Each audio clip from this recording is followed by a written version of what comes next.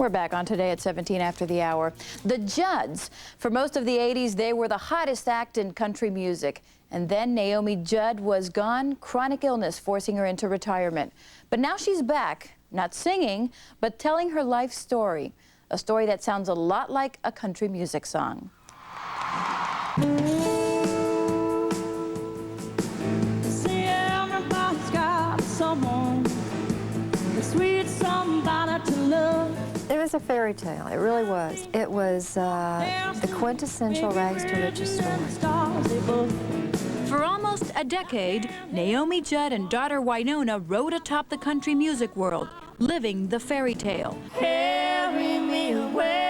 But 3 years ago, the ride ended for Naomi when she was diagnosed with a life-threatening liver disease. It wasn't a new experience for her. For most of her life, hard luck and trouble had been constant companions. When tragedy struck, I was 17. I was the oldest of our family. Brian was only 2 years younger than me, my best friend, and he had Hodgkin's disease. I'm pregnant, you know, and a senior in high school, and it was just as if our little family exploded into chaos. A week before my 18th birthday, I got married to this guy, Michael, and had Winona instead of graduating from high school. They sent my diploma in the mail. And presto changeo, I was a married woman with a baby. And 2 years later, her brother Brian died. Naomi was caught between a bad marriage and an uncertain future. But there was a bright note. Winona was born in the eye of a hurricane, and Ashley was like the summer sunshine after a hard storm. Those two kids really kept me alive for many years. Tell me about the good old days. The family followed work to Los Angeles, but after 7 years, Naomi finally decided to get a divorce. Then came the boyfriend she refers to as James Dean Jr. He sang, played the guitar and everything. He laughed all the time, which was my favorite part. And he needed me. No, that was my favorite part. The first time he decked me, I kind of thought that I was guilty, that I'd done something bad, you know, because It's common. yeah, I thought he was such a great guy. And then I became terrified of him. That's when I kicked him out. But, you know, I just want to tell women, if they'll do it once, believe me, they'll do it again. After a string of minimum wage jobs, Naomi took the girls back home to Kentucky.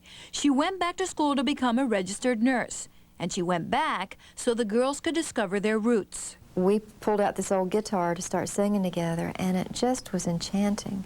We just fell head.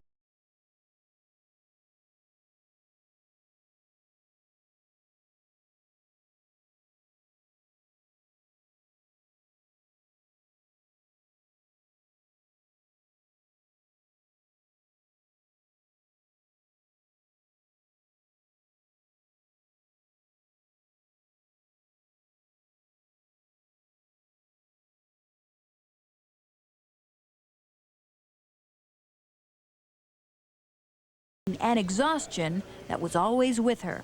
The doctor said it was chronic hepatitis, incurable. I stayed in bed all day until showtime. Our bass player, Pops, walked my dog for me. Our road manager had a little golf cart to take me to the stage. Naomi credits her faith with giving her the strength to make it through the farewell tour and with driving her disease into remission. Is it a miracle? Yes. Yes, You it believe in is. miracles? Yes, I do. Touch me. I'm living proof that it pays to believe in miracles. Love can build a bridge.